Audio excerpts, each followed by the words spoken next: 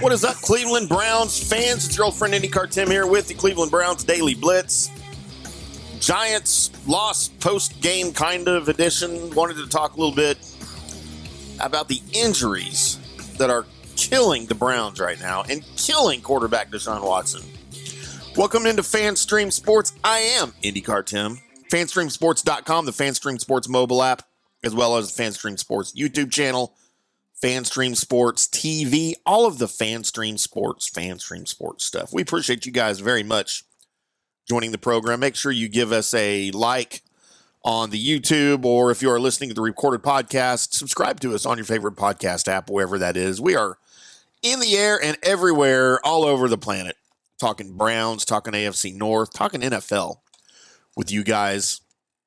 Yes, it was a tough one to watch on Sunday, especially after the quick start that the Browns kind of got off to, right, with the opening kickoff fumble, the very quick touchdown, 11 seconds into the game, and your Browns have a 7-0 lead. Things looked great, but two things here that were factors in the game. Number one, some rookie wide receiver named Malik Neighbors for the New York Giants. What an outstanding game Neighbors had. The Browns secondary had no answers for him. He even sort of played defense himself a little bit by batting away that potential interception that Cleveland was eyeballing. So he did it all. It was kind of his breakout game. Don't know how far he's going to get with a guy named Daniel Jones throwing him the ball here in his career, how much longer that will happen. But all in all, you know, the Browns, they put up a valiant effort in the second half. They held the Giants scoreless, 21-7 at halftime. They held the Giants scoreless in the second half. The Browns had opportunities, but they just could not get things going. 2 turnovers on downs and the lost fumble killed the comeback attempt for Cleveland there late in the game. But Malik Neighbors, I thought, was the story. One of the two stories here we're going to discuss briefly.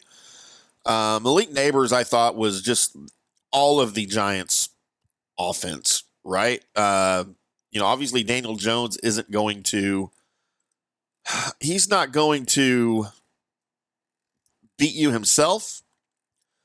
Malik Neighbors, though, carried the ball twice for 4 yards. That was not the impressive part, obviously. 8 catches, 78 yards, 2 touchdowns, 12 targets. I just thought he played outstandingly, and the Browns really had no answer. And I feel like we're going to be talking about that quite a bit as his career goes on, maybe even his rookie season, as a lot of teams are not going to have an answer for him if they can find someone to throw him the ball again. Don't think he'll thrive under Daniel Jones, but it is what it is. But, boys and girls, I thought the biggest factor of the game, the biggest reason the comeback attempt failed in the second half in the fourth quarter, the Browns are not healthy. They haven't been healthy all year. Just when you thought things were going well and Jedrick Wills comes back, starts his first game of the season here in week 3, he re-aggravates the injury and he has to leave. It was hard to watch. It was sad. It was bad. I didn't like any of it. So they lost Wills. They lost Wyatt Teller, the right guard. You also lost backup tackle James Hudson III. So the front line in front of Deshaun Watson was ridiculous. A bunch of backup players, some of them third-string players, one of them third-string player. Things just went horribly wrong, even worse than they started off on the injury front. Regardless of that, Watson went 21-37 for 196 yards and 2 TDs. Deshaun Watson did not lose this game. I've been critical of him forever since the trade to Cleveland, as many of you have as well. Deshaun Watson did not lose this game for the Browns. It was just he had no help. And then on top of the offensive injuries, we were already dealing with the Myles Garrett news about his feet. the potential injuries with his feet that he's dealing with from the childhood. I believe he was 9 years old, surgery on both feet in order to fix his flat feet, which I didn't know that was a thing, but apparently it is. I think it was like 2005 or something. Guess you can have surgery to fix flat feet. I had no idea that was a thing, but here we are. But apparently those injuries, whatever surgeries, are now affecting his feet. He may have to have surgery. It was clearly bothering him on Sunday. Supposed to have an MRI on Monday. Awaiting word about that. So all of these injuries do not bode well for the Browns' upcoming schedule. You are at the Raiders on Sunday. You are at the Commanders the week after that. Then at Philadelphia the week after that. You host Cincinnati. Then you host the Ravens. Then you host the Chargers. And week 10 is your bye week. Let's just get to the bye week, right? Just stay competitive through the bye week.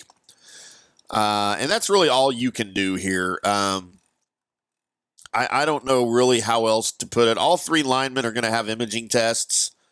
Amari Cooper got hurt a little bit in the second to last play of the game. He says he's fine. We'll see. We'll monitor that.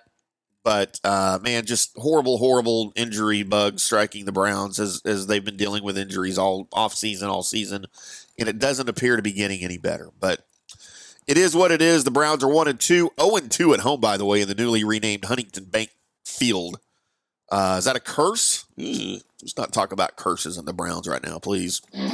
Appreciate you guys tuning in. We will come in with some Raiders and Browns preview episodes this week. Appreciate y'all tuning in. I am IndyCar Timm. Find me on Threads at IndyCar Timm. Find me on the X at IndyCar Timm. Go to Facebook, find me. I'm all over the place. Make sure you check out fanstreamsports.com. All of our great episodes, all of our great podcasts over there. Appreciate you guys very much. Also, Browns Digest. Head over to Browns Digest on the Athlon Sports Network for all of the latest Cleveland news. Until then, boys and girls, we'll see you.